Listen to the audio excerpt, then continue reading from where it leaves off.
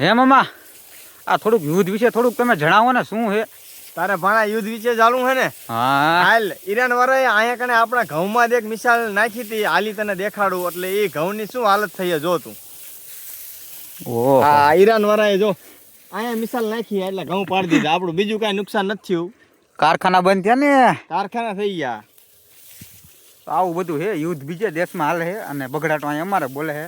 Petrol પપે હે ને આમ જ્યાં જાવ ત્યાં ડબલાન ભીમસાન ટાંકાન બધું હાલ્યા રાખે છે. હવે એમાં હે ને આ લંઘે 2 મહિના પહેલા હપ્તે મોટરસાયકલ લીધું હે અને હવે પાછા આપણે ભારતમાં એવી વાતો થાય કે પેટ્રોલ હવે નહીં મળે. વાંધો નહીં, ભૂખ્ય નહીં મરી શું ઉપાધિ. હાલો જે થાય જોયું જાય છે. પછી આપણે મોડું પડવાનું થતું નથી. કારખાના બંધ થઈ જાય દાડિયું કરશું, આ ઘઉં વાટશું. મામા એ વાયા એમ તો કેટલા વીઘા વાયા? આ 10 વીઘામાં વાય આપણે 10 વીઘામાં ઘઉં વાયા હે. અઠવાડિયું કામ રહેશે, 500 રૂપિયા દાડી આપી દઈશું. આપી દઈશું ને? આપવાની જોઈએ ને ભાણા, દાડી તો આપવાની જોઈએ ને એવારે. આમ હાલ્યા રાખશે આપણો દે. ઠાકર હાવનું ભલું કરે. હાલો સીતારામ.